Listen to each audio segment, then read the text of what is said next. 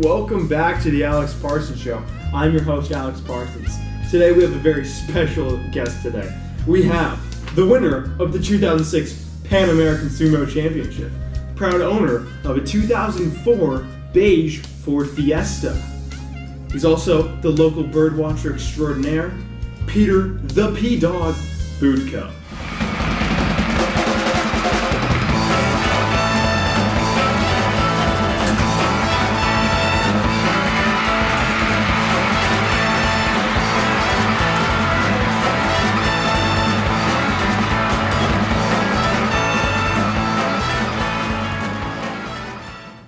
So, Peter, a little birdie told me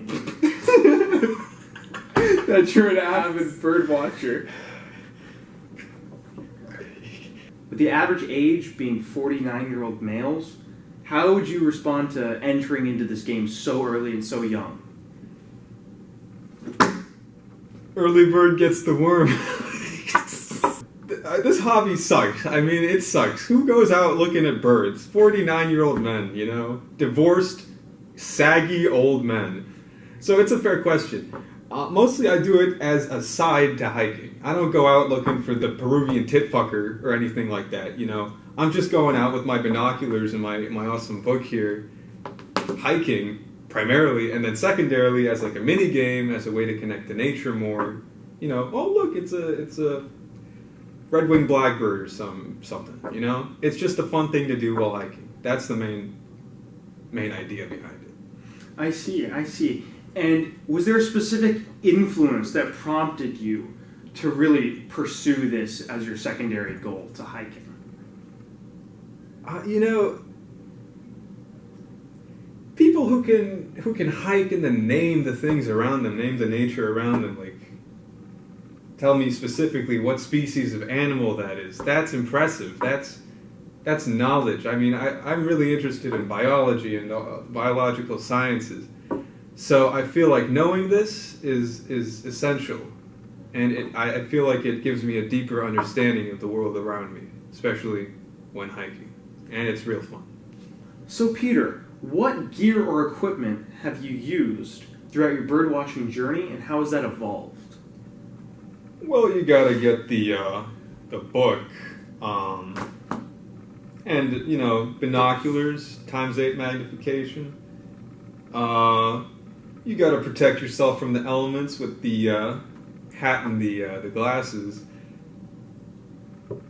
and that's pretty much been my whole gear list since I started, and it probably will be throughout my whole life. It's not a complicated hobby. You're looking at birds. How do you see birdwatching playing into your future?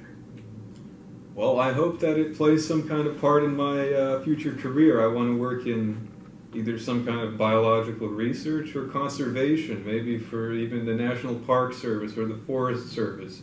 So hopefully I can use the skills I've acquired through this hobby to, do science or whatever. Are there any favorite birds that you have? I love so many different birds. That's such a hard question to answer, though. I would say I got top 3. Okay, can I do that? Yeah, top 3. I'll do top 3. In no particular order. In no order. Superb bird of paradise. All right, Jamie, can we get a clip of the bird of paradise? Thanks, Jamie. Superb bird of paradise. That thing is crazy. It looks insane. Oh, I see. I would say the white bellbird. Because that fucking thing is as loud as a shotgun. That thing is 120 decibels, and it's like a little tiny little bastard that lives in Brazil. And imagine walking through the damn jungle, and then the white bellbird appears right next to you.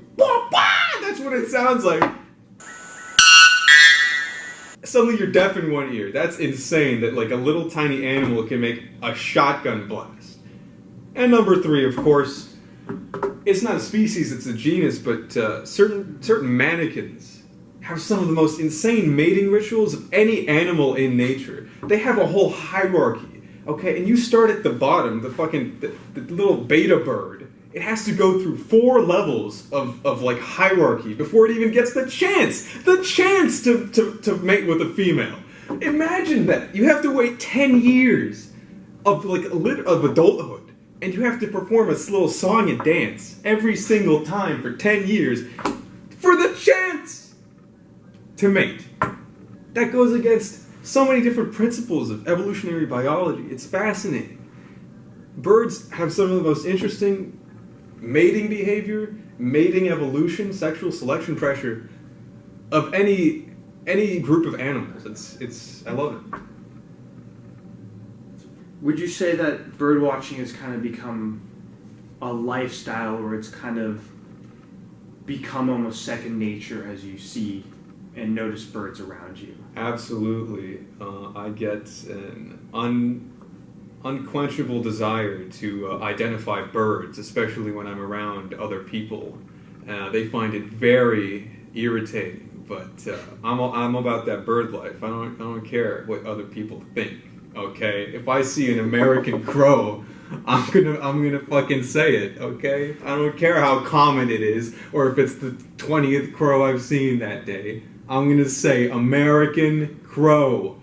Do you have any closing statements? Anything you want to say to the people about bird watching? Anything that you'd perhaps say to new viewers who are interested in the sport of bird watching?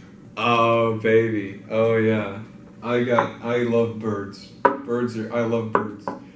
America, birds are cool. Well, thank you, Peter, for being on our show. As always, it's a pleasure to talk to you and learn a little something about birds along the way. Absolutely. Thank you so much for having me.